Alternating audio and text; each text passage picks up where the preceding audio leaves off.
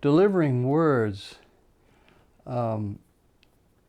is one of the more natural parts of my performance. I think you would agree with that, as you just said.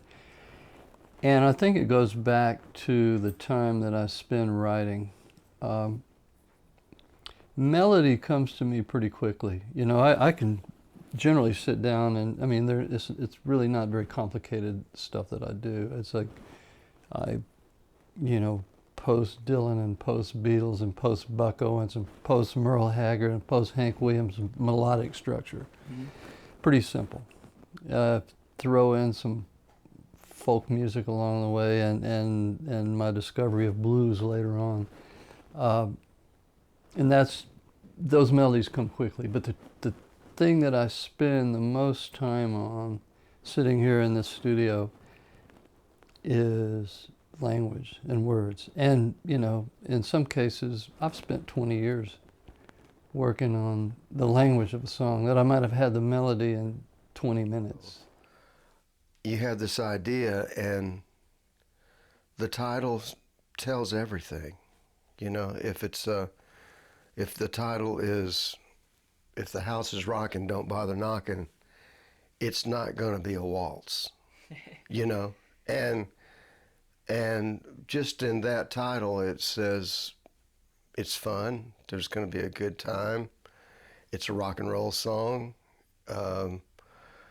You know, it's a free, abandoned, wild things are going to happen, you know. And so you're given total license to indulge yourself in whatever could possibly happen, and crazy things happen in that song. I think it's always nice if you can come in with a title.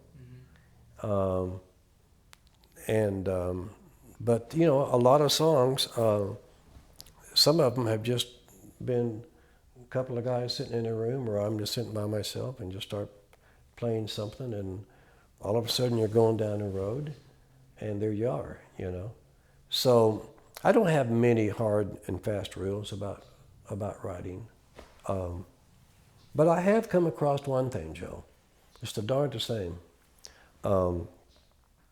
Because, you know, as a producer, you know, and writers pitching songs to me a lot, and a lot of times, you know, writers will say, man, hey, Brent, I've got something started that might be great for this artist you're working with, and blah, blah, blah. And I say, well, what's the title? And I said, well, I don't know yet, but I think it's really good. I think it's really working. I said, well, how far are you along? Well, I'm, you know, got the thing pretty much done. But you don't know the title. Playing music live or recording, first of all, I need a story. I need a story that's near and dear to me, you know. And then I begin to craft that story. I want to find the right key for my voice. I want to find the right tempo. I want to find the right groove.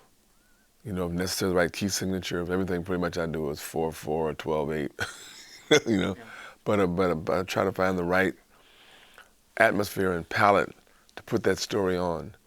And what's going to really carry me through that story, to me, is the sincerity, the thing that's in there that I can draw to every time I play that song. Like I play a song like City Boy, you know.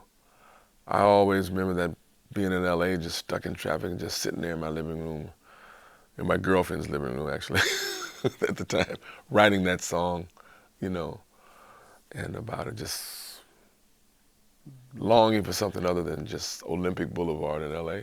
You know, you can't put something out there if you haven't taken something in. You know, Paul McCartney couldn't have written, and John Lennon couldn't have written all those songs if they hadn't listened to Little Richard and Chuck Berry and studied that and listened to it night and day. They took it all in, and then it all came back out through their filters and their genius, and that's how that happens, you know.